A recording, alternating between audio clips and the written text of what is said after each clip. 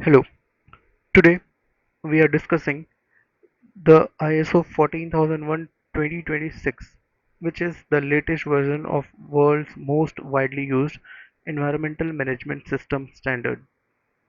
ISO 14001 helps organizations manage their environmental responsibilities systematically, including pollution control, waste reduction, energy efficiency, and compliance with environmental regulations. The previous version was ISO 14001:2015, and after almost a decade, ISO has released an updated version in 2026. Hello everyone, welcome to Clean Copper Talks. So in this video, we will cover three main things: the basic structure of ISO 14001, important features of ISO 14001:2015, and the major changes introduced in ISO 14001:2026. So stay till the last.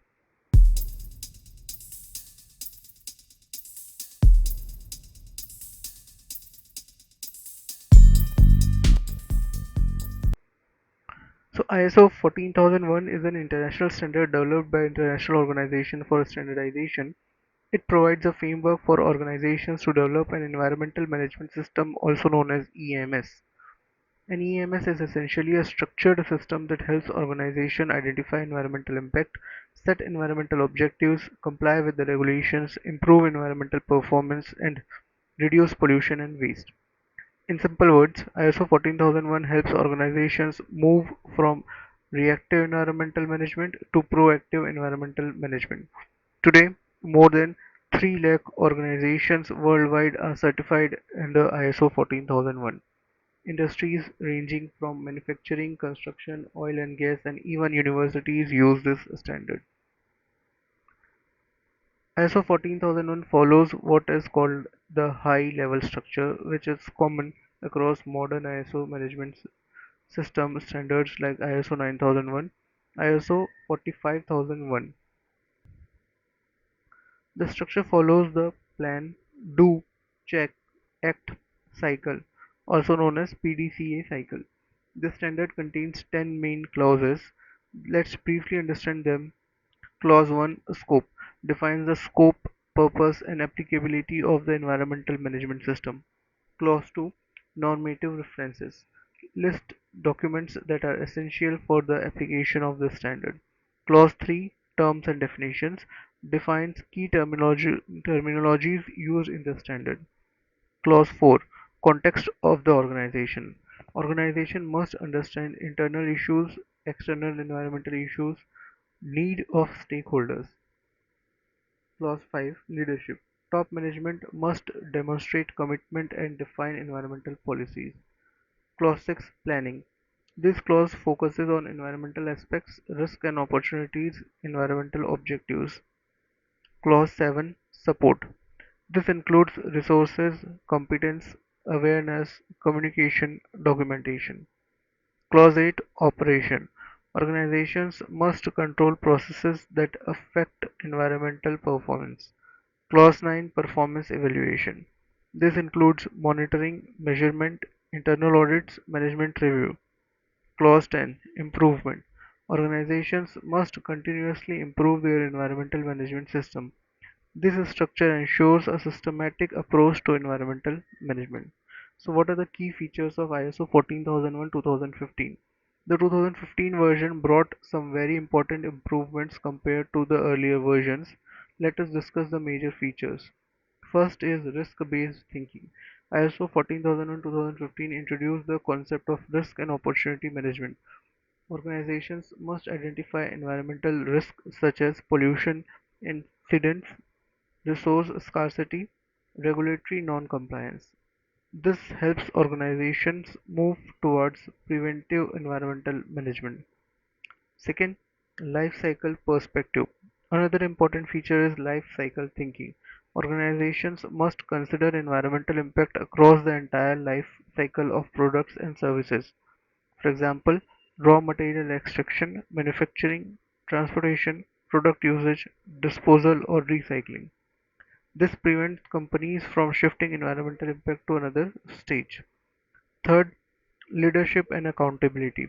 ISO 14001:2015 emphasizes top management involvement. Environmental management is no longer just the responsibility of the environmental department. Senior management must integrate environmental objectives into business strategy, allocate resources for them, and promote environmental culture. Fourth, integration with other standards. Because of high-level structure, ISO 14001 can easily integrate with ISO 19001, ISO 45001 energy management systems. This is especially useful for companies implementing integrated management system. Focus on environmental performance. Earlier versions focused mainly on documentation. The 2015 version emphasizes actual environmental performance improvement. Organizations must demonstrate measurable improvement such as reduction in emission, lower energy consumption, reduced waste generation. So, what are the major changes in ISO 14001 2026? Now let's look at the key updates expected in ISO 14001 2026. The 2026 revision does not completely redesign the standard but strengthens some important areas. Here are the most important changes. First, a stronger focus on climate change. One of the biggest updates in the integration of climate change considerations. Organizations must now explicitly consider climate risk, climate adaptation, greenhouse gas emission, environmental resilience. This reflects the growing global focus on climate action and sustainability. Second, broader environmental context. The 2026 revision expands environmental considerations to include biodiversity, resource scarcity, ecosystem impacts, pollution levels. Organizations must consider these aspects when evaluating their environmental context. Third, stronger life cycle and value chain focus. While life cycle thinking existed in 2015 version, the new revision emphasizes supply chain and value chain. Organizations must consider environmental impacts related to suppliers, contractors, outsourced processes, product end of life. New clause on change management. A new clause related to managing organizational changes has been introduced. Whenever significant change occurs, such as new technology, new product lines, organizational restructuring, the environmental management system must be updated accordingly. Expanded operational control. The wording has changed from controlling outsourced processes to controlling externally provided processes, products, and services. This means environmental responsibility extends beyond the organization level. Clear structure and guidance. The new version also recognizes certain clauses to improve clarity. Some requirements are rewritten to make them easier to interpret and implement. However, the core structure remains the same. Transition period. Organizations already certified under ISO 14001 2015 will not need to start from scratch. Typically, ISO provides a transition period of around 3 years. This means company will likely need to upgrade their system to a new version by around 2029. During this period, organization should train employees, update environmental risk assessments, revise documentation, integrate climate and sustainability considerations. To summarize, ISO 14001:2026 represents an evolution of the environmental management system standard.